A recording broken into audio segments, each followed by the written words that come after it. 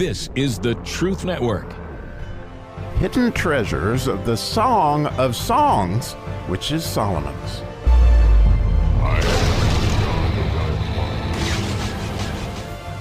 Wow, it's kind of bittersweet that we end the 7th chapter of the Song of Solomon today in the 13th verse, which is the Mem verse. And you may know the Mem is the middle of the Hebrew alphabet and often has to do with the Messiah, that has to do with water. And in so many things that have to do with the kingdom.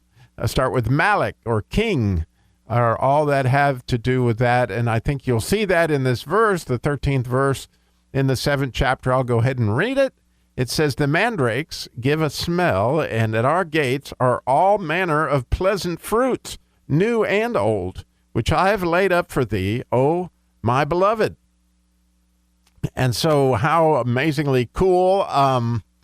Lots of things to think about in this verse. The word mandrakes, of course, you might remember that Leah and Rachel had quite the argument over the mandrakes in the book of Genesis. And they were considered to be an aphrodisiac, or, that which would make people fruitful. And that's the reason that Rachel wanted them from Leah. And of course, fruitfulness is all that this has to do with. And the word in Hebrew is daled vav daled, which is the word that the beloved is referred to throughout the Song of Solomon.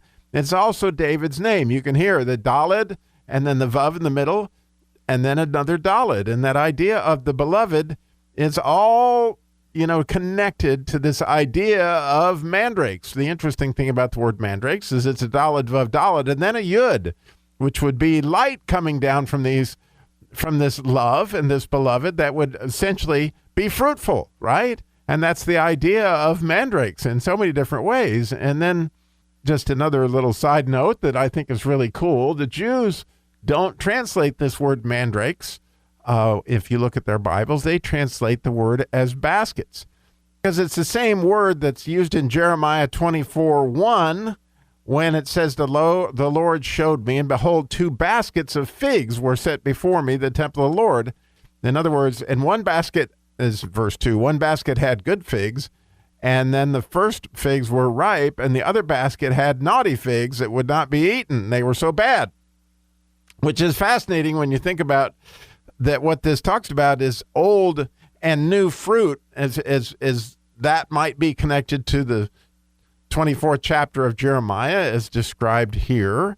And so they translate this as basket of figs rather than mandrakes, which is an interesting thing because that is exactly the same word that is there in Jeremiah that is holding these figs. And then this idea of new and old. And of course, Rashi goes into this being connected to this thought of what happened to the bad Jews versus the good Jews with Nebuchadnezzar.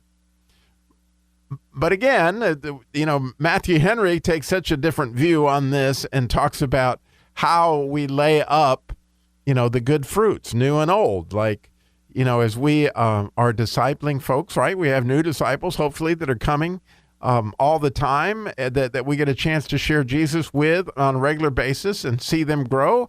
And so over the years, you end up with having older disciples that you've been with for years, and then you got new ones that are coming in all the time. And the Lord has blessed me to see that constantly.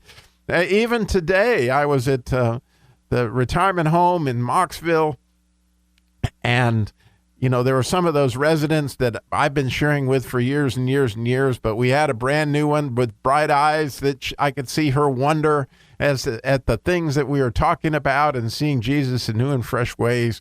And so it's cool that we get to store up older fruit that's at our gates there for our beloved, and we get to store up older fruit. But as Matthew Henry put it, and I think he's absolutely beautifully.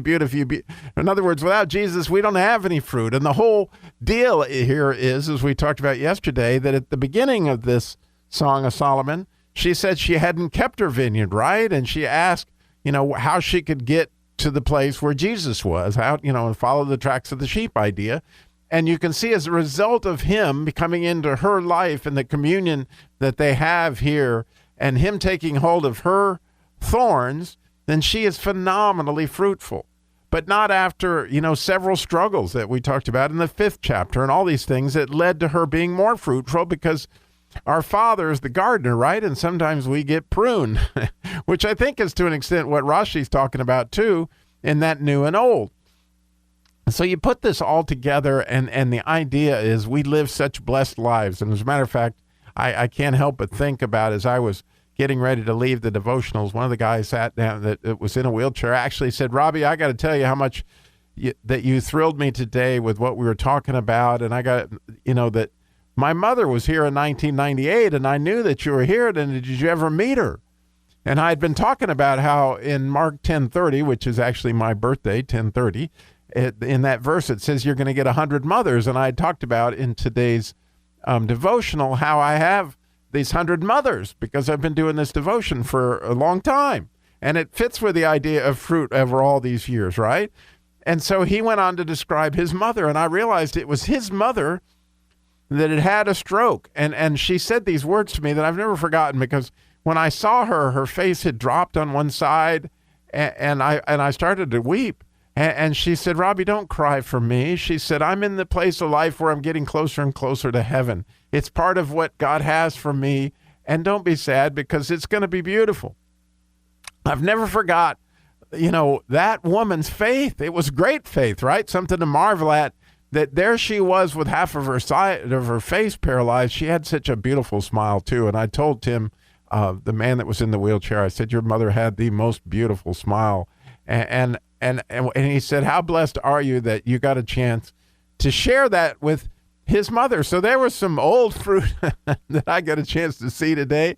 And of course, Tim telling me that he was blessed to share those things, and we get to share memories. And it was all because Jesus was there then. He was there in his mother, and Jesus is there now and is there in Tim. And so I think about, really, how beautiful is it that because of our relationship with Jesus, we get to take part in all this fruit that is stored up in the gates.